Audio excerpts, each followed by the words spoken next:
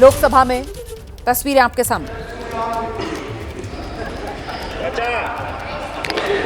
मैं प्रियंका गांधी वाड्रा, जो लोकसभा की सदस्य निर्वाचित हुई हूँ, सत्यनिष्ठा से प्रतिज्ञा करती हूँ कि मैं विधि द्वारा स्थापित भारत के संविधान के प्रति सच्ची श्रद्धा और निष्ठा रखूँगी। मैं भारत की प्रभुता और अखंडता अक्षुण्ण रखूँगी तथा जिस पद को मैं ग्रहण करने वाली हूँ उसके कर्तव्यों का श्रद्धापूर्वक निर्वहन करूँगी। जय हिंद।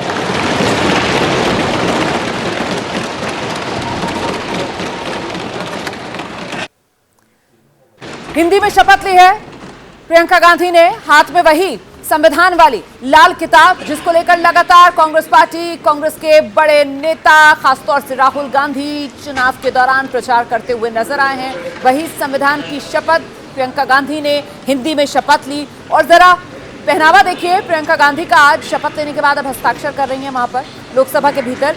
ये केरला की मशहूर जो कॉटन की साड़ी होती है, ये केरला की पहचान के तौर पर इस साड़ी की न सिर्फ देश बल्कि दुनिया भर में अपनी जगह है। केरला कॉटन और ये पतले बॉर्डर वाली, पतले जरी के बॉर्डर वाली साड़ी है केरला के पहचान के तौर पर। महाराष्ट्र तो उसी केरला की वेशभूषा आप कह सकते हैं जिसमें प्रियंका गांधी आज संसद में पहले दिन शपथ लेने के लिए पहुंची हैं। एक बार फिर से जरा आपको तस्वीर दिखाते हैं उस वक्त की जब शपथ लेने के लिए प्रियंका गांधी पहुंची।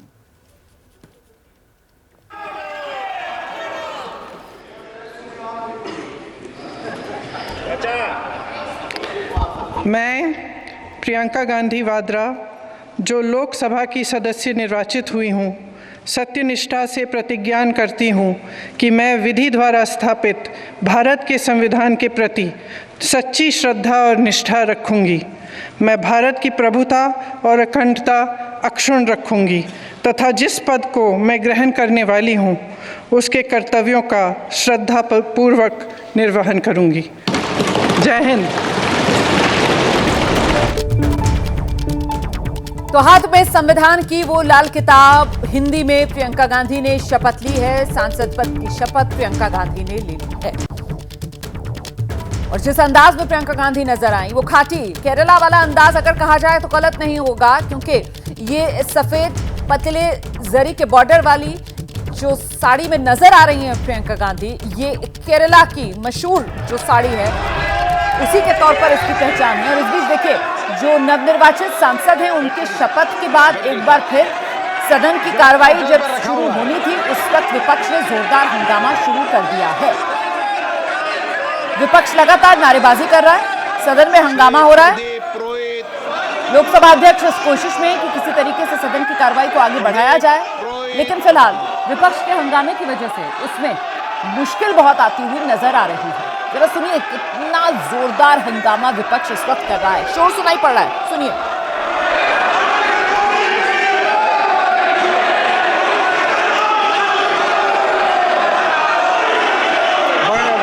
अध्यक्ष महोदय, मैं आपके जरिए माननीय मंत्री से ये जानना चाहता हूँ, क्या ब्रजराज नगर में NH-49 पर 4 लेन सड़क और आईवी नदी पर पुल बनाने का प्रस्ताव है और इन परियोजना के लिए कितना बजट आवंटित है, इन प्रस्तावों की वर्तमान स्थिति क्या है और यदि। तो लोकसभा में फिलहाल जोरदार हंगामा विपक्ष की तरफ से किया जा रहा है। सदन चलाने की कोशिश करते हुए लोकसभा अध्यक्ष नजर आ रहे हैं। प्रियंका गांधी ने इस बीच आज शपथ ले ली है।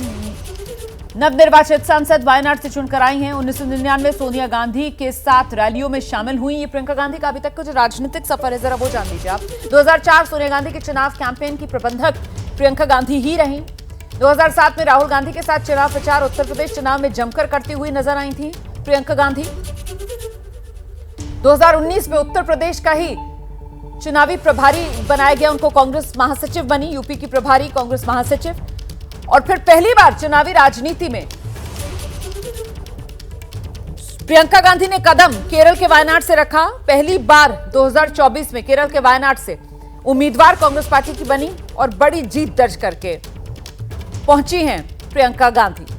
4,10,000 वोटों से जीतकर वायनाड से इस बार प्रियंका गांधी उपचुनाव में संसद पहुंची। और इस बीच संसद में गांधी परिवार, मां सोनिया गांधी राज्यसभा की सांसद हैं, भाई राहुल गांधी लोकसभा के सांसद हैं रायबरेली से, और अब खुद प्रियंका गांधी लोकसभा सांसद वायनाड से संसद पहुंच गई हैं। तो एक साथ गांधी परिवार के 3 सदस्य संसद में होंगे।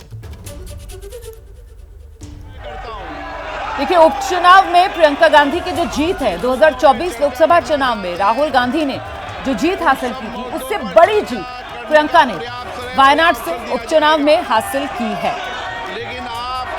इस बीच लोकसभा में जोरदार हंगामा विपक्ष का जारी है।